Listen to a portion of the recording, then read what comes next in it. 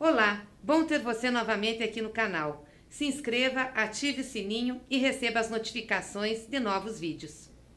Que história é essa de que o PT quebrou o Brasil? Essa gente do Bolsonaro fica mentindo o tempo inteiro para justificar o fracasso que ela representa para o país.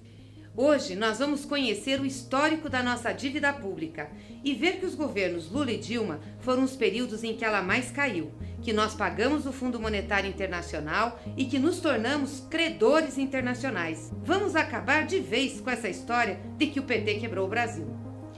Vamos olhar para o período que vai de 1994, início do primeiro mandato de Fernando Henrique Cardoso, até 2015, ano em que Dilma estava no governo, mas já era vítima do golpe chamado impeachment. Os dados são todos do Banco Central e estão disponíveis no site do banco. Para quem quiser se aprofundar no assunto, eu também posso enviar nota técnica elaborada pela Consultoria Legislativa do Senado. Antes é preciso deixar claro a diferença entre dívida líquida e dívida bruta. A dívida líquida é a dívida bruta, interna e externa, sem as reservas internacionais e os recebíveis que o governo tem. Essas reservas são uma espécie de poupança do país, obtida pelo saldo positivo da balança comercial, resultado, por exemplo, do que vendemos e compramos no exterior, e também com base nos créditos que o governo tem a receber. Já falamos sobre isso quando tratamos de política externa na outra conversa. Agora, preste atenção nesse dado. O estouro da dívida líquida do setor público no Brasil se deu no período de 1994 a 2002, antes, portanto, de Lula assumir. Nesse período, a dívida passou de 28% do PIB, nosso Produto Interno Bruto, para quase 60% do PIB. Isso foi o governo do FHC, do PSDB, que hoje apoia o Bolsonaro. Quando Lula assumiu, ele começou um processo de redução da dívida, que caiu para 38% do Produto Interno Bruto ao final do seu governo. E Dilma continuou a queda. O Brasil tinha uma dívida de 32,5% do PIB em 2014. Como então dizer que o PT quebrou o Brasil se a dívida caiu? Até rimou, viu? Contra números não tem argumentos. Lembre, Fernando Henrique entregou uma dívida para o Lula de quase 60%. Entre 2003 e 2013, os governos Lula e Dilma fizeram superávites primários. O que quer dizer isso? Gastaram menos do que arrecadaram, todos os anos. Apenas em 2014 e 2015, com a crise internacional, é que houve um déficit. E ele não foi ocasionado por descontrole da despesa, não, como se costuma falsamente alegar. Ele foi fruto, principalmente, da redução das receitas, que entre 2015 e 2016 foi de 7,2%, ou seja, responsabilidade da crise. O país parou de arrecadar. No entanto, Temer e seus aliados inventaram que Dilma havia quebrado o país para justificar o golpe e tirá-la do governo. A dívida não subiu em função do aumento das despesas, foi a arrecadação que caiu, mas acusaram Dilma de estourar o orçamento público e falaram que os déficits orçamentários de 14 e de 15 quebraram o Brasil. Ora, tenham paciência.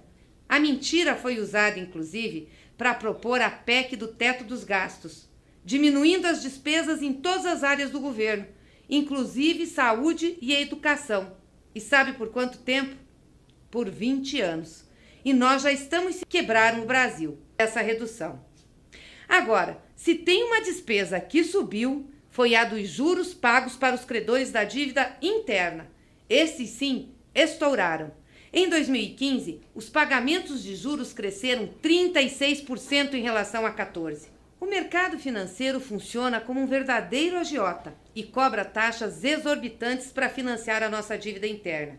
No orçamento de 2019, por exemplo, são 379 bilhões de reais só de juros, o que equivale a mais de 10 orçamentos anuais do Bolsa Família. Em 2018, depois de todos os cortes de Temer no orçamento, o Brasil era o 6º país do mundo com a maior taxa de juros real entre o grupo de 40 países. Mas nisso ninguém mexeu e Bolsonaro também não mexerá. ele tem compromisso com os bancos e com o sistema financeiro, que o ajudou a eleger.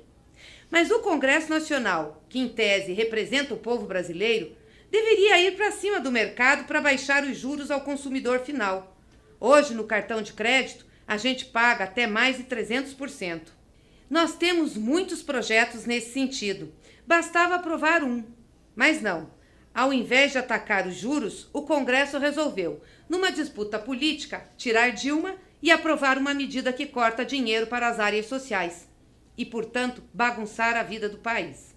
Quanto à PEC dos gastos, a população tem que saber a verdade. No orçamento de 2019, primeiro ano do mandato de Bolsonaro, a saúde já perde bilhões. É isso mesmo. Se a emenda constitucional 95 não tivesse congelado o valor mínimo obrigatório para a saúde, o orçamento, por força da lei, deveria ter pelo menos 6 bilhões e 600 milhões de reais a mais.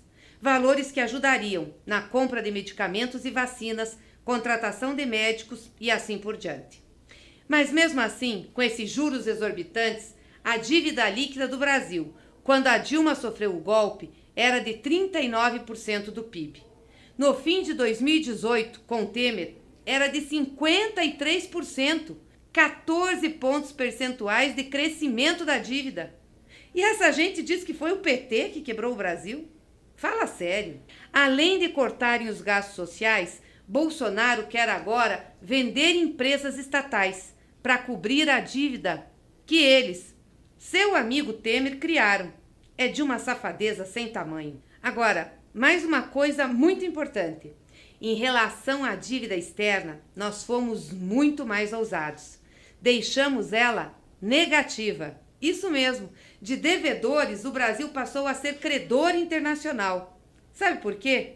Entre outras razões, porque nosso saldo da balança comercial, o que exportamos menos o que importamos, foi ficando maior a cada ano a partir de 2006, com a política internacional do governo Lula. Lembra? Nós já falamos sobre isso aqui no canal. Nós abrimos mercados, vendemos nossos produtos para muito mais países. A dívida externa com Fernando Henrique cresceu e ele teve que por 3 vezes pedir ajuda ao FMI. Lula reduziu, deixando ela negativa, e não precisou mais passar o chapéu.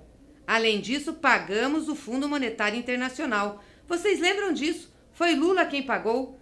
Nunca mais aqueles homens e mulheres de maletas pretas vieram aqui dar ordens para nós. Então eu pergunto novamente, onde o PT quebrou o Brasil? Quem foi que pagou o FMI? Quem foi que deixou a dívida externa negativa? Quem foi que reduziu a dívida pública interna? Foi Lula, Dilma, foram os governos do PT. Fernando Henrique, do PSDB, Temer, do MDB aliado de Bolsonaro, aumentaram a dívida. E você vai ver que Bolsonaro vai aumentar também.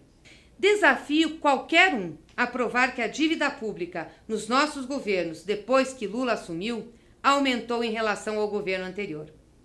A soma das dívidas líquidas, interna e externa do setor público, baixou de 60% em 2002, quando ganhamos as eleições, para 35,6% em 2015, em relação ao nosso produto interno bruto.